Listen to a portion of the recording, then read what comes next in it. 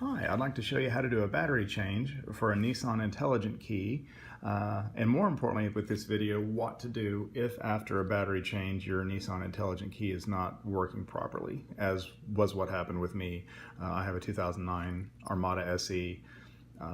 The key was working intermittently, so I thought that the battery was getting low, so I went ahead and put a new battery in it, but it was still working occasionally, probably more not than it actually was working. So we'll get into that here in just a second, but what we need to do is we need to take the case apart, and how we do that, you can see there's a little release right here. So we'll pull that up and then pull the key out. And this will work the ignition in the door. Now we got to take the case apart to get into change the battery. You'll notice there's a little crease right in there. I'm trying to get that in the light so you can see it.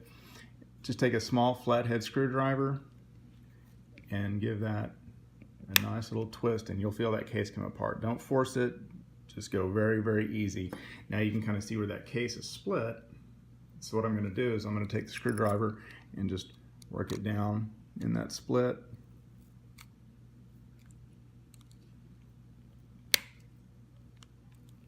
And we'll feel that case coming apart.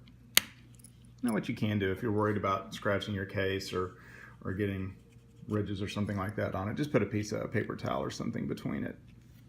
All right, and then our case comes apart. And there's our battery. So you can see, don't worry about if everything comes apart. Those are the buttons. And just in case this does come out, don't worry, because it is shaped. You'll be able to get it right back seated where it needs to be. Now for the battery, we're just going to take our screwdriver and work it out. The battery size that you'll need to get is a 2025 for this one. Sometimes it's a 2032, depending on the model. But you'll notice this has a positive side. You can see the plus right here. You need to make sure when you're replacing it that the positive side goes down in this case. So it's got the plus right here to let us know that that's where it goes. So what we're going to do is we're just going to slide that in, click it into place. So now it's seated. So when I originally did my battery change, I put it back in, and the key was still not working properly. So let's get back into here and look at our connections for the battery.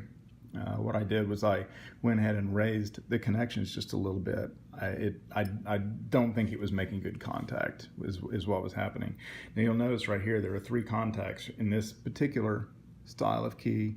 3 contacts, 1, 2, and 3, that when it's down make contact with the negative side of the battery.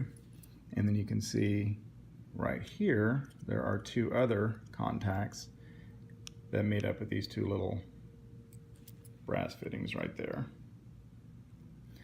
So what I did just to raise those keys up, and this is where I want you to be really, really careful, but I kind of held it down and got my screwdriver up underneath it and just lifted gently. I wasn't trying to bend it up or anything like that. I just gave it just a little lift. And I did each one. So just very, very easy, and just gave it a little lift.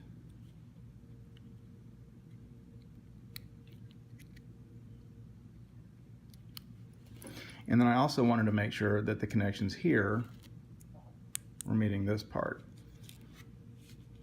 So I don't know if you can see that on the video, those two little pieces that are coming up. But I went ahead and got my screwdriver and just raise it up just a little. Guys, be really, really careful with this because you don't want to break those. Okay. So now what I'm going to do is I'm going to go ahead and put this back together.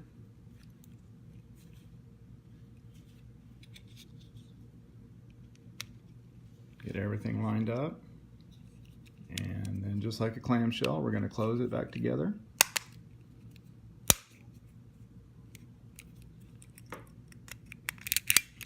And that took care of it for me. I really did not want to spend the $250 for a new Intelligent Key, and this makes it work like a charm. I can still leave the key in my pocket, unlock the doors from the outside.